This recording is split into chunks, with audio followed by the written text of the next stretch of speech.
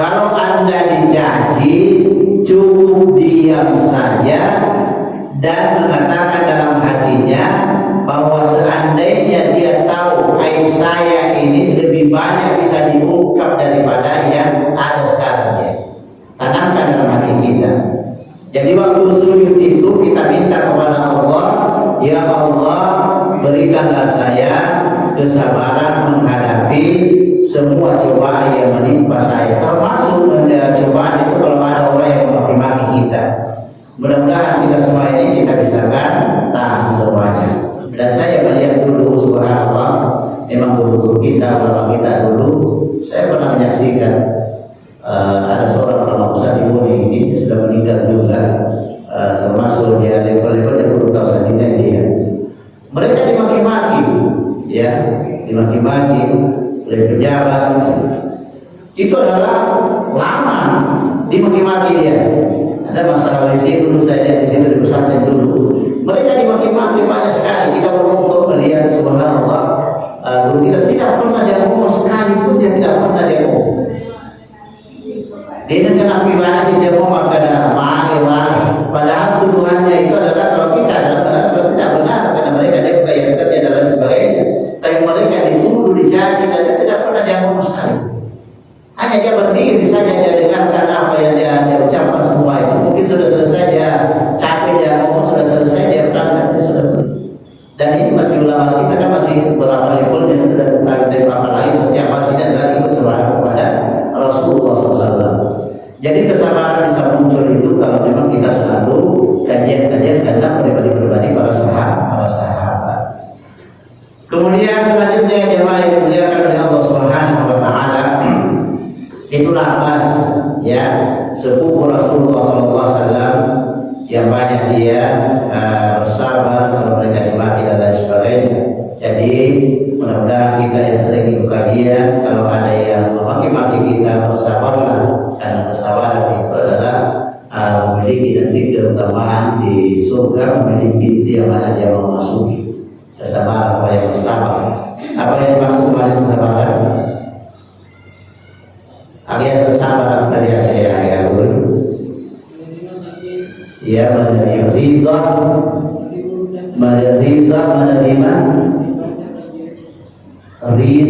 menerima takdir Allah Subhanahu wa taala dan nikmati prosesnya. Bersabar. Ridha, menerima takdir Allah Subhanahu wa taala dan nikmati prosesnya. Insyaallah kita akan bahagia bersama. Apa saja yang menimpa kita, sabar saja, karena itu kesabaran adalah khusus diberikan orang-orang yang beriman dan disuruh nanti memilih surga pintu mana dia mau masuk. Karena nanti surga itu banyak sekali pintu mana dia masuk. Makanya kalau misalnya kita kena penyakit, jangan mengatakan bahwa saya ini adalah disiksa, tidak. Mungkin amalan kita orang beriman ini, mungkin masih ada tingkatan yang ada dikasih di surga itu belum sampai di sana, maka diberikan ujian untuk mencapai tingkatan itu karena amalan di dunia belum sampai, padahal dia sudah dekat dengan berangkat. Makanya di situ kalau dia misalnya kena apa saja musibah yang kena, kita selalu istighfar, astagfirullah, karena dia merasa bahwa ini ada tingkatan surga yang belum tercapai, sedangkan amalan kita belum selesai.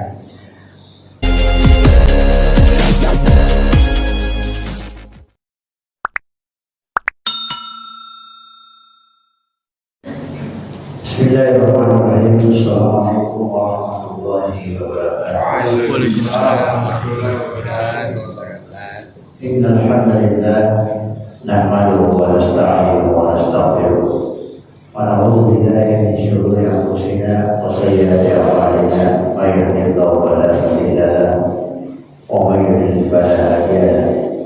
Wa asyhadu an la ilaha illallah wahdahu la syarika lahu wa asyhadu anna Muhammadan abduhu wa rasuluh sallallahu alaihi wa alihi wasallam tasliman katsiran. Amma ba'd, fa ya ayyuhal muslimun alhamdulillah wa syukur kepada Allah Subhanahu wa taala atas nikmat yang diberikan kepada kita sekalian, sehingga pada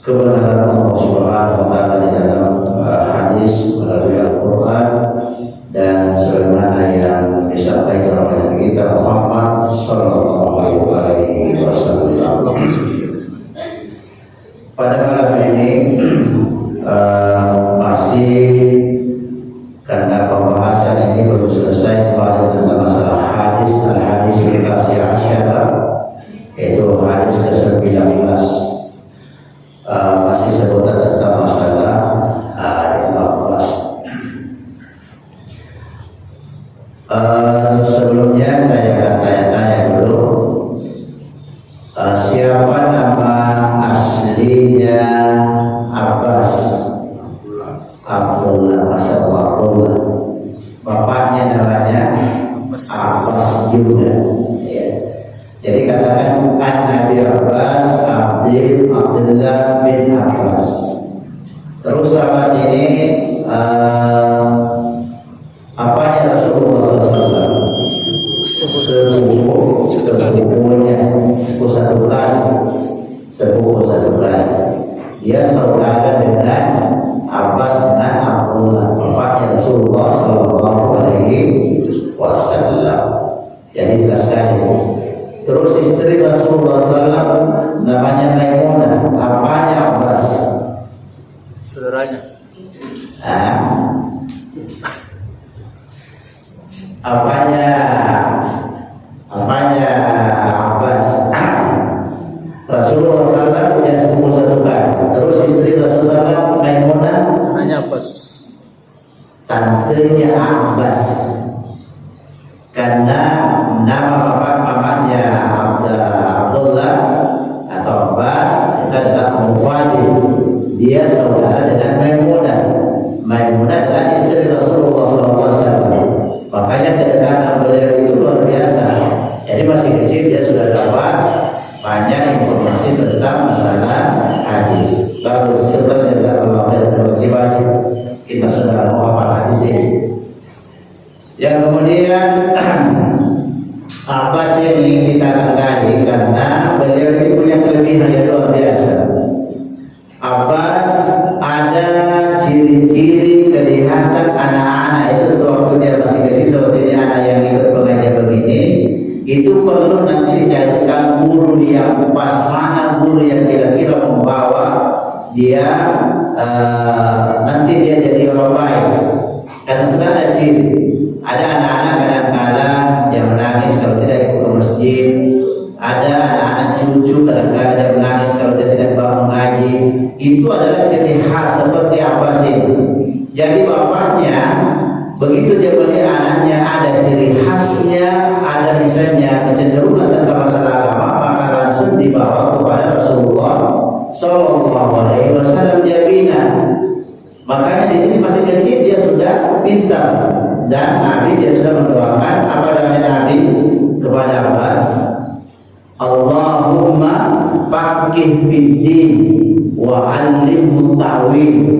Ya Allah, berikan pemahaman tentang masalah agama Abbas dan berikan dia adalah ilmu ta'wil, artinya ilmu tafsir. Jadi kalau Al-Quran tafsir kamu mesti diundang dia. Banyaknya seperti sahabat Abu Bakar, Umar, semua adalah hafal Al-Quran, hafal hadis. Tapi mereka diundang masih bocah, dia sudah diundang karena dia sudah luar biasa pemahamannya di dalam ilmu agama Allah Subhanahu wa taala. Itu kelebihan Abbas. Yang kedua, Abbas ini adalah orang sabar. Dia sabar betul. Masih kecil dia pernah dia memakai jubah. Jubah itu seperti kalau kita sekarang ini kan memakai begini, dulu langka kalau pakai baju begini orang. Kemudian di luarnya itu ada namanya gamis di luar. Pakai pakaian dia kalau orang Arab dia pakai seperti itu kalau musim dingin. Panas juga tapi agak tipis. Kalau dia mau kasih pengajian pasti beda. Ini ala Abbas dia pakai seperti itu, tiba-tiba ada orang yang caci maki dia. Dicaci maki. Kamu nih mentang-mentang sepupunya Rasulullah SAW pakai gamis seperti begini mahalnya. Abbas itu tidak pernah dia ngomong, sekalipun tidak pernah dia misalnya lawan bicaranya orang ini. Dibentak semuanya, kau masih kecil, kau masih ini.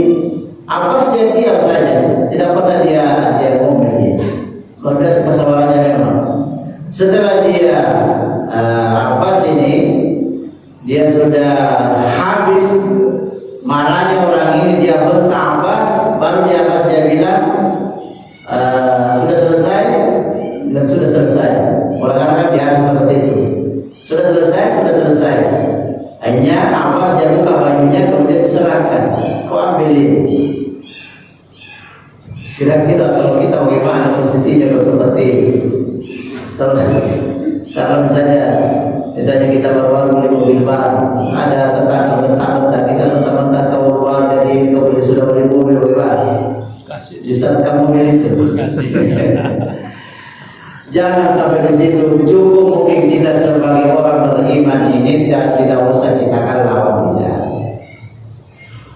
Karena kita berpikir kalau kita akan lawan itu, kita akan minta kepada Allah. Karena kalau kamu kepada Allah tidak bisa juga. Tapi kalau Allah kamu berikan kelapangan dada, ini dia suruh dia marah-marah selesai.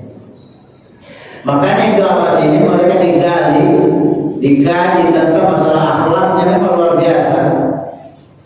Subhanallah, kalau kita seperti itu saudara yang membentang-bentang kita, kemudian kita tidak pernah diamuk, kemudian selesai ngomong dia kita akan ketawa-ketawa, cukup di situ saja, tidak usah diserahkan kunci mobil. Kalau mobilnya dimarahi misalnya.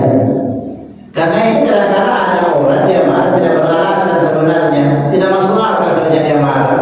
Kalau pakai baju baru apa baru kita marah. Kenapa dimarahi Abbas? Padahal dia hanya pakai baju baru saja, tidak beralasan sebenarnya dan dia bajunya juga. Kenapa dia bisa marah-marah? Tapi itulah Allah mungkin memuji juga, dia menggerakkan hati orang itu untuk itu. Dan Abbas dia sadar mengatakan bahwa saya sebenarnya seandainya Allah Subhanahu Wa Taala untuk mengungkap aib saya lebih banyak daripada itu yang belum tahu. Itu jadi kesimpulan juga kalau ada orang yang mentang-mentang kita, dia sudah tuntas semuanya. Kita berpikir bahwa seandainya Allah akan membuka aib saya ini jauh lebih dia banyak lagi dia bisa buka. Makanya itu kalau kita akan sholat, dulu di antara dua sujud dan dulu di antara dua salat ini selalu minta wajubur dengan aib kita banyak sekali. Apa artinya wajubur ini? Tutuplah aibku. Tutuplah aib. Tutuplah aib saya. Ibu-ibu, wajubur nih, tutuplah aib saya. Banyak aib kita itu. Jadi kalau Allah kita dulu itu ya dihayati kalau dibaca, Rabbi ghfirli, ya Allah ampunilah dosa saya, warhamni, kalau bukan rahmat Allah ya rahmati saya, wajuburni, tutupilah aib saya. Karena kalau orang buka aib kita marah, padahal tidak perlu kita marah karena hanya sebatas yang dia tahu saja. Kalau dia sudah tahu semua aib kita, tidak ada artinya kita. Makanya wajuburni. Terutama kalau sholat sunnah kita selalu diulang wajuburni. Hayati betul-betul ya Allah, tutuplah aib saya. Makanya itu apa sih tidak marah karena banyak aibnya dia belum dia terus hanya sebatas baju baru saja. Jangan orang itu wajuburni warfani ya Allah, angkatlah derajat saya, warzuqni, berikan rezeki kepada saya, kadang-kadang rezeki, kadang-kadang orang tidak dia putus asa, dia tidak bisa sholat, tidak bisa ini karena rezeki dia kelihatannya dia merasa miliknya itu rezeki. Makanya kalau Allah akan berikan kita rezeki itu adalah merasa miliknya Allah. Makanya maliki yaumiddin. Apa artinya maliki?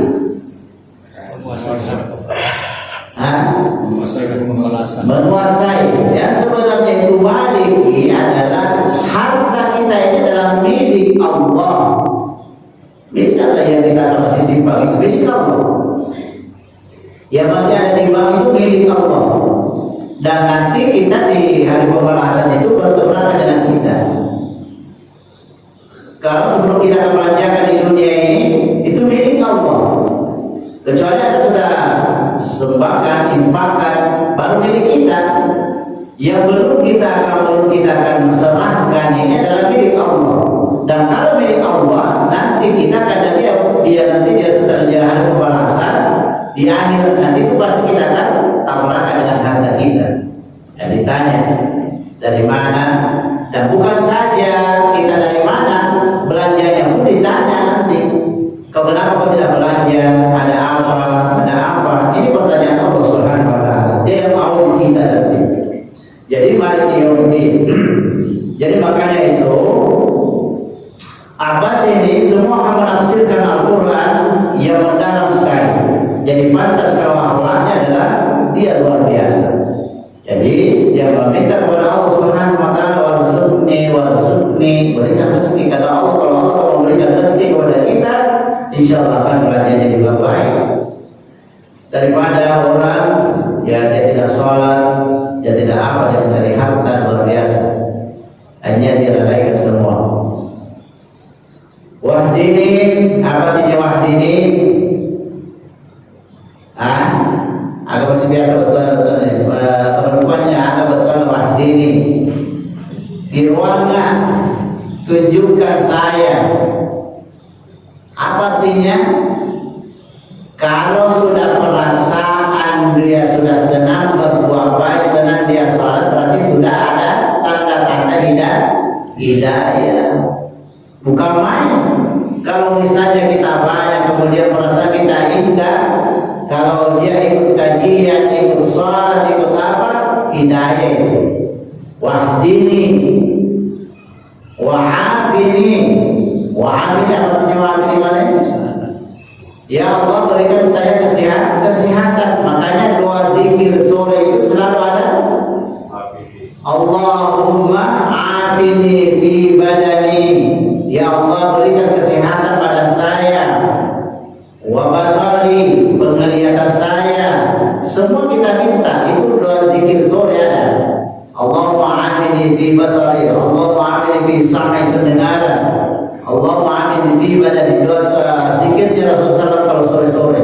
Baca terus itu. Makanya di dalam antara doa sujud, wa'afini ya Allah, angkatlah penyakit saya yang ada di tubuh saya. Ya Allah, semuanya kita akan bermanja-manja dengan Allah Subhanahu wa taala. Diserahkan semua kepada Allah Subhanahu wa taala. Kalau kita akan sakit, serahkan semua kepada Allah. Jangan susah, jangan merasa kita akan punya sesuatu Allah akan memberikan kepada kita.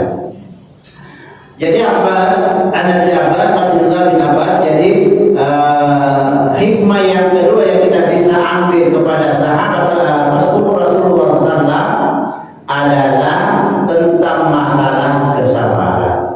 Miliki itu. Kalau Anda dicaci, cukup diam saja dan mengatakan dalam hatinya bahwa seandainya dia tahu aib saya ini lebih banyak bisa diungkap daripada yang ada sekarang ya. Tanamkan dalam hati kita. Jadi waktu sujud itu kita minta kepada Allah, ya Allah berikanlah saya kesabaran menghadapi semua cobaan yang menimpa saya. Termasuk cobaan itu kalau ada orang yang memaki-maki kita. Mudah-mudahan kita semua ini kita bisa tahan semuanya. Dan saya melihat dulu subhanallah, memang dulu kita, ulama kita dulu, saya pernah menyaksikan ada seorang ulama besar di Boni ini sudah meninggal juga, termasuk dia level-level yang perlu tahu saja dia. Mereka dimaki-maki, ya, dimaki-maki oleh pejabat. Itu adalah lama dimaki-maki dia. Ada masalah WC dulu saya lihat di situ di pesantren dulu. Mereka dimaki-maki banyak sekali. Kita berkumpul melihat subhanallah. Dulu kita tidak pernah dia ngomong sekalipun, dia tidak pernah dia ngomong. Dia kena pibana di jempol pada mari. Padahal tuduhannya itu adalah kalau kita adalah tidak benar karena mereka dia bukan yang kerja adalah sebagainya. Tapi mereka dituduh, dicaci dan dia tidak pernah dia ngomong sekali. Hanya dia berdiri saja, dia dengarkan apa yang dia ucapkan semua itu. Mungkin sudah selesai dia capek dia ngomong, sudah selesai dia berangkat, dia sudah pergi. Dan ini masih ulama kita kan masih berapa levelnya itu dan tentang apa lagi seperti apa sih dan ikut serah kepada Rasulullah SAW. Jadi kesabaran bisa muncul itu kalau memang kita selalu kajian-kajian tentang pribadi-pribadi para sahabat. Kemudian selanjutnya jemaah yang dimuliakan oleh Allah Subhanahu wa taala, itulah Abbas ya, sepupu Rasulullah SAW yang banyak dia bersabar kalau mereka dimaki dan lain sebagainya. Jadi mudah-mudahan kita yang sering ikut kajian, kalau ada yang memaki-maki kita, bersabarlah, karena kesabaran itu adalah memiliki nanti keutamaan di surga, memiliki pintu yang mana dia mau masuki. Kesabaran pada yang bersabar. Apa yang dimaksud dengan kesabaran? Alias kesabaran dari saya ya guru. Ya menerima ridha, menerima ridha menerima takdir Allah Subhanahu wa taala dan nikmati prosesnya. Terus apa? Ridha menerima takdir Allah Subhanahu wa taala dan nikmati prosesnya. Insyaallah kita akan bahagia bersama. Apa saja yang menimpa kita, sabar saja, karena itu kesabaran adalah khusus diberikan orang-orang yang beriman dan disuruh nanti memilih surga pintu mana dia mau masuk. Karena nanti surga itu banyak sekali pintu mana dia masuk. Makanya kalau misalnya kita kena penyakit, jangan mengatakan bahwa saya ini adalah disiksa, tidak. Mungkin amalan kita orang beriman ini, mungkin masih ada tingkatan yang ada dikasih di surga itu belum sampai di sana, maka diberikan ujian untuk mencapai tingkatan itu karena amalan di dunia belum sampai, padahal dia sudah dekat dengan berangkat. Makanya di situ kalau dia misalnya kena apa saja musibah yang kena, kita selalu istighfar, astagfirullah, astagfirullah, astagfirullah, karena dia merasa bahwa ini ada tingkatan surga yang belum tercapai sedangkan amalan kita belum selesai.